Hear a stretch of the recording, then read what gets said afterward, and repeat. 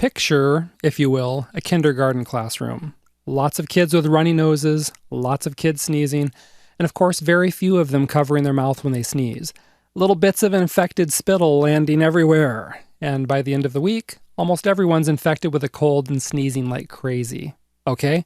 Just as a cold virus spreads like crazy through sneezing, online sneezers can spread an idea virus. You see, Seth Godin called influential people sneezers because they're often the types of folks who can start an idea virus.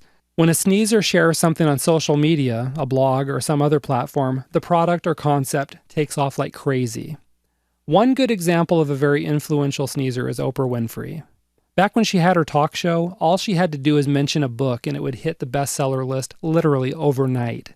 She turned authors into millionaires by recommending their books to an audience that respected her, listened to her, and snapped up everything she recommended. You know, that's extremely powerful. Another example of a sneezer is George Takei, who at one time was best known for playing Sulu on Star Trek. Today he's known for his influence on social media. If you check his Facebook page, you'll see he has one of the most popular pages on Facebook with millions of likes. Every time Takei posts something on Facebook, he propels thousands and sometimes even hundreds of thousands of people to share, like, and comment on his content. He can single-handedly kickstart the viral effect on a video or meme. And he can also generate big revenues for the occasional Amazon product he links to. He's definitely a sneezer in the science fiction and geek world. So here's the point.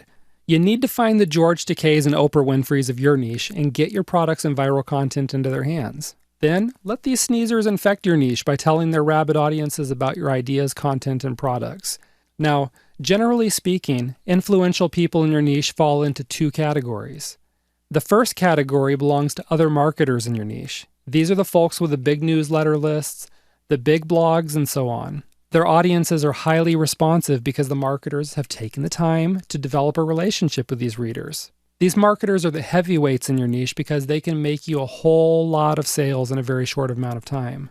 Or they can get your articles, videos, and other content spread around. That's why you'll want to recruit these influential marketers to your affiliate program or propose joint ventures to them. Then there's the second category of influential people in your niche. These are the customers in your niche that have some influence over prospects and customers. Okay, these folks are a little different. They aren't marketers, yet they often have an engaged audience in the niche. They're kind of like the cool kids in high school. Everybody wants to sit with them at lunch and everybody hangs on their every word. These may be people who have a just for fun blog or lots of followers on social media. In other instances, you may see them as longtime and respected community members on niche forums, or even as a recognized regular commenter on other people's blogs. So while they may not be trying to make money in the niche, they still have a lot of power and influence. People respect them, people listen to them, and people take their recommendations seriously. The other thing about the influential customers in your niche is that they rather enjoy being in this position of power. They often want to be seen as influential, but they also want to be seen as cutting edge. That's why these folks are often the first people in a niche to buy a new product when it hits the market. These are the nut jobs who wait in line for days and risk toe amputating frostbite just to be the first to buy a new gadget like the latest version of an iPhone, okay? They do so they can tell all their friends how cool the gadget is, and they don't let anybody forget they were the first to get it. All right? They're doing the same thing in your niche too. They're always the first to buy a product, and then they run to their favorite platform, such as a Facebook group, just to tell everyone else about their new purchase. Because they have power, other people take this recommendation seriously, and they go buy the product too. And that can be some great viral marketing if you're on the receiving end of all that buzz.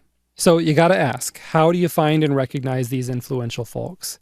What you need to do is find the busy communities in your niche, such as Facebook groups, forums, blogs, and other social media. You can find the Facebook groups by running a search from within Facebook and sorting by groups.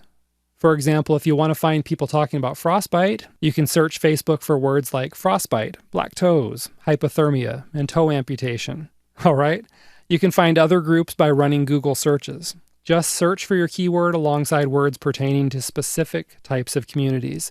So for this frostbite example, you might search for phrases such as frostbite forums, toe loss discussion boards, hypothermia blogs, and so on. What you're looking for are the people who post a lot and are obviously well respected in the particular community. Most forums show you how long a person's been a member and how many posts they have. The influential people tend to be members for many years and have thousands of posts. Also, if a forum has a karma function or some way of showing how often someone has liked the member's comment, then look for members that have a lot of good karma and other evidence of respect. On Facebook, you can keep an eye out for people who get a lot of likes or even shares every time they post. On blogs and other communities, just look for evidence that the person is well respected. Some blogs show some form of likes or thumbs up on people's posts. If you can see that a commenter is well known on the blog and tends to get a lot of responses and thumbs up for a post, there is a good sign that the person has influence within that community. Finally, pay particular attention to the influential people who also seem to enjoy being the first to buy and talk about products in the market, as well as the first to share the cool stuff like videos and memes. If they do this naturally anyway, then they're likely to share your content and products too if they like them. So what's the next step after you recognize them? It's really simple. You just befriend them. You build relationships with them, and then you reach out and ask for their help. One thing you can do is ask them if they're willing to be a beta tester for your products, which is going to make them feel important. They probably won't be able to resist bragging to others about how they got their hands on your product, even before it went on sale. They'll especially enjoy it if you incorporate their feedback into your product. Another thing you can do is encourage them to talk about their experiences with your products to their friends. You ask them to provide you testimonials and/or reviews. You can even put content in their hands to help them promote your product, such as viral videos or memes. The end result of this is that you'll have influential people in your niche buzzing about your product and sharing your viral content. That's enough to kickstart a viral effect, generate more traffic, and of course, generate more sales.